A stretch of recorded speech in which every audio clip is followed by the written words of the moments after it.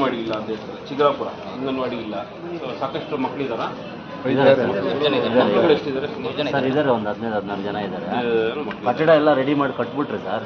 ಬೇರೆ ಊರನ್ನು ಬಂದು ಅದೇನೋ ಯಾವಾಗ ಮಾಡ್ಕೊಂಡ್ಬಿಟ್ಟಿದ್ದಾರೆ. ಅಂಗನವಾಡಿ ಕಟ್ಟಡ ಕಟ್ಟಿದ್ದಾರೆ, ಕಟ್ಟಕ್ಕೆಲ್ಲ ಶುರು ಮಾಡಿದೆ, ಎಲ್ಲ ಬಂದ್ಬಿಟ್ಟಿದೆ. ಮೆಟೀರಿಯಲ್ ಒಂದು 5 ಲಕ್ಷ ಮೆಟೀರಿಯಲ್ ಖರ್ಚು ಮಾಡಿಬಿಟ್ಟಿದ್ದಾರೆ ಕಾಂಟ್ರಾಕ್ಟು. ಬೇರೆ ಊರವ್ರು ಬಂದು ಅಲ್ಲಿ ತೊಂದರೆ ಮಾಡಿ ನಿಲ್ಲಿಸ್ಬಿಟ್ಟಾರೆ. ಬೇರೆಯವ್ರವ್ರ ಹೆಸರಲ್ಲಿ ಇದೆಯಾ ಲ್ಯಾಂಡ್ ಎಲ್ಲ? ಒಂದು ಹೆಸರಲ್ಲಿ ಅದು ಚೆಕ್ ಬಂದು ಏನೂ ಮಾಡಿಲ್ಲ ಸರ್, ಹಂಗೆ ಅವ್ರಿಗೆ ಮಾಡಿಕೊಟ್ಬಿಟ್ಟಿದೆ. ಏನು ಇಶ್ಯೂ ಇದೆ, ನಾನು ಚೆಕ್ ಮಾಡಿಸ್ತೀನಿ. ಕೆಲವರು ಊರಲ್ಲೆಲ್ಲ ಸೇರಿಕೊಂಡು ಪಕ್ಕದಲ್ಲಿ ಕೆರೆ ಹತ್ರ ಕೋಳಿ ಫಾರಂ ಇದೆ ಸರ್. ಆ ಕೋಳಿ ಫಾರಂ ಪಕ್ಕದಲ್ಲಿ ಗೌರ್ಮೆಂಟ್ ಸ್ಕೂಲ್ ಆಗಿದೆ, ಅಲ್ಲಿ ಕಟ್ಬಿಡೋಣ ಅಂತೇಳಿ ಇದು ಮಾಡ್ತಾ ಇದ್ದಾರೆ. ಊರಿಂದ ಅಲ್ಲಿಗೆ 1 ಕಿಲೋಮೀಟ್ರ್ ಆಗುತ್ತೆ. ಸಣ್ಣ ಮಕ್ಕಳನ್ನ ಕಳ್ಸೋಕ್ಕಾಗಲ್ಲ. 1 ಕಿಲೋಮೀಟ್ರ್ ಆಗುತ್ತೆ ಸರ್. ಊರಿಂದ ಒಂದು ಅರ್ಧ-ಮುಕ್ಕಾಲು ಕಿಲೋಮೀಟ್ರ್ ಬರುತ್ತೆ ಫಾರಂ. ಕೆರೆಯಲ್ಲಿ ಕೋಳಿ ಫಾರಮ್ ರೆಡಿ ಆಗ್ಬೋದು. ಊರಿಗಿನೂ ನಮಗೆ ಕೋಳಿ ಫಾರಮ್ಗೂ ಒಂದು 500 ಮೀಟ್ರ್ ಇಲ್ಲ ಸರ್. KGS ಫಾರಮ್ಮು ಒಂದು 10 ಜನ ಮಕ್ಕಳಿದ್ದಾರೆ. ಸರ್ಕಾರಿ ಶಾಲೆ ನಾಗಲೇಹಳ್ಳಿ ಗ್ರಾಮದಲ್ಲಿ ಸರ್ಕಾರಿ ಶಾಲೆ ಇಲ್ಲ. ಬಲೂನಹಳ್ಳಿ ಪಕ್ಕದಲ್ಲಿರುವಂಥ ಬಲೂನಹಳ್ಳಿಗೆ ಹೋಗ್ತಾರೆ. ಸರ್ಕಾರಿ ಶಾಲೆಯನ್ನು ಸ್ವಲ್ಪ ವ್ಯವಸ್ಥೆ ಮಾಡಿಕೊಟ್ರೆ. ಶಾಲೆಯಲ್ಲಿ ನಾಗಲೇಹಳ್ಳಿ 10-15 ಜನ ಇದ್ದಾರೆ. ಅಲ್ಲಿ ಬಲೂನಹಳ್ಳಿಗೆ ಹೋಗ್ತಾರೆ ನಡ್ಕೊಂಡು ಮಕ್ಕಳೆಲ್ಲ. ಎಲ್ಲ ಬಿಲ್ಡಿಂಗ್ ಎಲ್ಲ ಇದೆ, ಬಟ್ ಯಾರು ಟೀಚರ್ಸ್ ಇಲ್ಲ. ಶಾಲೆ ಇದೆಯಾ? ಶಾಲೆ ಇದೆ ಸರ್. ಟೀಚರ್ ಕೂಡ ನೀವು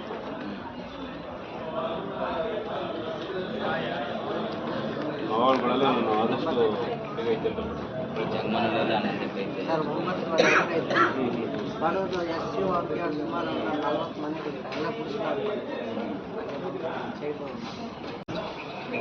ಕೆಜಿಎಫ್ ತಾಲೂಕು ಕಚೇರಿ ಮುಂಭಾಗದಲ್ಲಿ ಹೋರಾಟ ಮಾಡುತ್ತಿರುವ ಉದ್ದೇಶ ಏನೆಂದರೆ, ಕೆಜಿಎಫ್ ತಾಲೂಕಿನಲ್ಲಿ ಸುಮಾರು ಎಕರೆ ಭೂಮಿ ಇದೆ.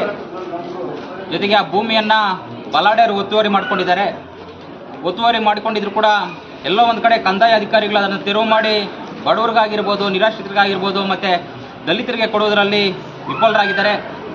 ಆ ಒಂದು ನಿಟ್ಟಿನಲ್ಲಿ ಇವತ್ತು ಏನು ಕೆಜಿಎಫ್ ತಾಲೂಕಿನಲ್ಲಿರುವಂಥ ಎಲ್ಲ ಬಡವರನ್ನ ಗುರುತಿಸ್ಬಿಟ್ಟು ಅವರಿಗೆ ಮನೆ ಮತ್ತು ಭೂಮಿ ಕೊಡಬೇಕಂತ ಹೇಳ್ಬಿಟ್ಟು ಇವತ್ತು ಡಾಕ್ಟರ್ BR ಅಂಬೇಡ್ಕರ್ ಯುವ ವೇದಿಕೆ ಕರ್ನಾಟಕ ಸಂಘಟನೆಯಿಂದ ಶಾಂತಿಯುತವಾಗಿ ನಾವು ಹೋರಾಟ ಹಮ್ಮಿಕೊಂಡಿದ್ದೇವೆ. ಈಗಾಗಲೇ ಹಲವು ಬಾರಿ ಕೂಡ ಈ ರೀತಿ ಕ್ಷೇತ್ರದಲ್ಲಿರುವಂಥ ಬಡವರಿಗೆ ಮತ್ತು ದಲಿತರಿಗೆ ಭೂಮಿ ಕೊಡಿ, ಮನೆ ಕೊಡಿ ಅಂತ ಹೇಳ್ಬಿಟ್ಟು ಸಾಕಷ್ಟು ಬಾರಿ ಅಂಬೇಡ್ಕರ್ ಯುವ ವೇದಿಕೆ ಕರ್ನಾಟಕ ಸಂಘಟನೆ ಹೋರಾಟ ಮಾಡಿಕೊಂಡೇ ಬಂದೈತೆ. ನಾವು ಅರ್ಥ ಮಾಡ್ಕೋಬೇಕಾಗಿದೆ ಬಂಧುಗಳೇ, ಇವತ್ತೇನು ನಮಗೆ ಸ್ವಾತಂತ್ರ್ಯ ಬಂದು 75 ವರ್ಷ ಕಳೆದರೂ ಕೂಡ ಇವತ್ತಿಗೂ ಭೂಮಿಗಾಗಿ ಮನೆಗಾಗಿ ಹೋರಾಟ ಮಾಡುವಂಥ ಪರಿಸ್ಥಿತಿ ನಮ್ಮ ರಾಜ್ಯದಲ್ಲಾಗಿರ್ಬೋದು, ನಮ್ಮ ದೇಶದಲ್ಲಿ ಕಾಡುತ್ತಿದೆ. ಮತ್ತೊಂದು ಕಡೆ ನೋಡಿದ್ರೆ ಎಲ್ಲ ಒಂದು ಕಡೆ ಕಾಂಗ್ರೆಸ್ ಸರ್ಕಾರ ದಲಿತ ಪರವಾಗಿದ್ದೀವಿ ಅಂತ ಹೇಳ್ಬಿಟ್ಟು ಕಾಂಗ್ರೆಸ್ ಸರ್ಕಾರ ಹೇಳುತ್ತೆ.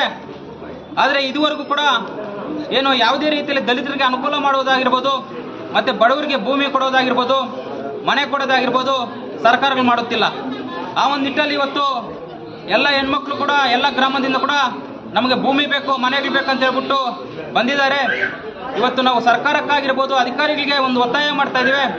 ಕೇವಲ ಒಂದೇ ವಾರದಲ್ಲಿ ಮನೆ ಮತ್ತು ಭೂಮಿಯನ್ನು ಕೊಡಲೇಬೇಕಂತ ಹೇಳ್ಬಿಟ್ಟು ಅಂಬೇಡ್ಕರ್ ಯುವ ವೇದಿಕೆ ಕರ್ನಾಟಕ ಸಂಘಟನೆಯಿಂದ ಅಧಿಕಾರಿಗಳನ್ನ ಒತ್ತಾಯ ಮಾಡ್ತಾ ಇದ್ದೀವಿ. ಒಂದು ವೇಳೆ ಈ ಸಮಸ್ಯೆಗಳನ್ನ ಬಗೆಹರಿಸದೆ ಹೋದಲ್ಲಿ ಮುಂದಿನ ವಾರದಲ್ಲಿ 1000ಕ್ಕೂ ಹೆಚ್ಚು ಜನ ಮಹಿಳೆಯರಾಗಿರ್ಬೋದು, ಗ್ರಾಮಸ್ಥರಾಗಿರ್ಬೋದು ಬಂದ್ಬಿಟ್ಟು ಇಲ್ಲಿ ಏನು ನಿರಂತರ ಹೋರಾಟಕ್ಕೆ ಅಂಬೇಡ್ಕರ್ ಯುವ ವೇದಿಕೆ ಕರ್ನಾಟಕ ಸಂಘಟನೆ ಕರೆ ಕೊಡುತ್ತೆ. ಆ ಒಂದು ನಿಟ್ಟಿನಲ್ಲಿ ದಯವಿಟ್ಟು ಏನಿದೆ ಬಡವರ ಪರಿಸ್ಥಿತಿ ಅರ್ಥ ಮಾಡಿಕೊಂಡು, ದಲಿತರ ಪರಿಸ್ಥಿತಿ ಅರ್ಥ ಮಾಡಿಕೊಂಡು ಇವತ್ತು ಕೂಲಿ ನಾಲಿ ಬಿಟ್ಟು ಹೆಣ್ಮಕ್ಳು ಹೋರಾಟಕ್ಕೆ ಬಂದಿದ್ದಾರೆ. ಅದಾದರೂ ಸ್ವಲ್ಪ ಕೊರತೆ ಇರಲಿ ಅಧಿಕಾರಿಗಳಿಗೆ ದಯವಿಟ್ಟು ನಮ್ಮ ಒಂದು ಸಮಸ್ಯೆಯನ್ನು ಈಡೇರಿಸಬೇಕು. ಆ ಒಂದು ನಿಟ್ಟಲ್ಲಿ ಇವತ್ತು ಮನವಿ ಕೂಡ ಕೊಡ್ತಾ ಇದ್ದೀವಿ. 1 ವಾರ ಕಾಲಾವಕಾಶ ಕೊಡ್ತೇವೆ. 1 ವಾರದಲ್ಲಿ ಏನಾದರೂ ಸಮಸ್ಯೆ ಬಗೆಹರದೆ ಹೋದಲ್ಲಿ ಮುಂದಿನ ವಾರದಲ್ಲಿ ಬೃಹತ್ ಮಟ್ಟದಲ್ಲಿ ಅಂಬೇಡ್ಕರ್ ಯುವ ವೇದಿಕೆ ಕರ್ನಾಟಕ ಸಂಘಟನೆ ಕರೆ ಕೊಡುತ್ತೆ ಅಂತ ಹೇಳ್ತಾ ನನ್ನ ಮಾತು ಮುಗಿಸ್ತಾ ಇದ್ದೀನಿ. ಎಲ್ರಿಗೂ ಜೈ ಭೀಮ್.